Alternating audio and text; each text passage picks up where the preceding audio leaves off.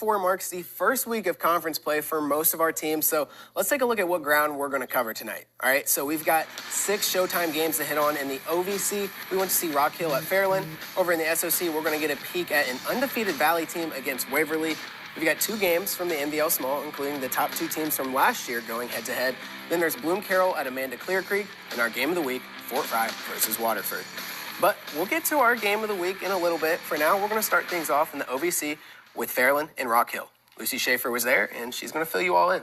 Yeah, Donovan, Fairland hasn't lost to Rock Hill since 2016, and over their last 9 meetings, the Dragons have scored an average of 39 points a game. But this season, Fairland is 1-2 for the first time since 2017, and Rock Hill is surging under head coach Tony Love. With a 2-1 record, Rock Hill is picking right back up where they left off last season, one where they posted some of their best numbers in years under Coach Love. Taking a look at his first season, he guided the team to its best record and best offense since 2016. And that success continued in the postseason. Love was the first coach in program history to make it to the playoffs in a debut season. Now, high expectations for him and Rock Hill as they begin taking on the reigning OVC champions. And those Dragons will make you remember that title on their first drive. Xander Collins from 9 yards out, taking it in for Fairland's first score. And for a while, both defenses took center stage. Rock Hill's Dallin Cox throws a pick next drive to give Fairland possession again. And here's Rock Hill's Braylon McClellan getting it back there.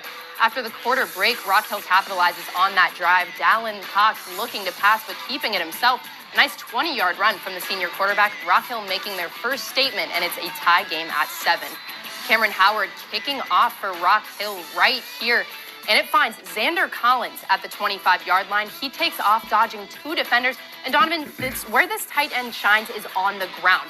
A nice stiff arm to put the icing on the cake, and he takes it all the way to the house. Nothing but green. And this beautiful play puts the Dragons ahead by just 1 score. Close to the end of the second quarter, Fairland is back on offense, and it's Owen Burcham heaving up over a beautiful backdrop to veteran receiver Connor Black. 86 yards to the end zone. The Dragons fly high into halftime, but the script flips late in the fourth quarter. Rock Hill scores big with 1 minute to go and comes back to win in a thriller, 33-32. I mean, wow, Lucy, what a game and what a comeback by Rock Hill. Yeah, whatever Coach Love said in the locker room at halftime must have worked, as this was more than just a standalone win for them. Tonight's victory means that Rock Hill has snapped a 9-game losing streak against Fairland, and last year, Fairland won in Pedro 49-14. This is a massive win for the team. Yeah, a huge win last year, but what happened in that second half tonight? Yeah, so Rock Hill scored to open the fourth, making it 25-21 Dragons. Both teams scored again as the clock winded down, and Rock Hill found their first lead with just a minute to go. Fairland drove down the field far enough to attempt a 30-yard field goal, but missed. What a way for Rock Hill to start their conference play. Yeah, and it looked like Fairland was in firm control for most of that first half, too, but what happened? Yeah, they were, and it was all thanks to the versatility of that team. Fairland rotated running backs between Davin Murray and Christian Bompitz, as well as using their tight end mainly on the ground. Xander Collins had 3 touchdowns on the night. Seems like Rock Hill made things exciting. What was the trick? Fixing some issues from the first half was really important for them. Rock Hill had a hard time stopping the run at first. Dallin Cox missed some passes, and that special teams allowed that big kick return from Collins. But the offense lit up in the second half, just enough to top Fairland by 1.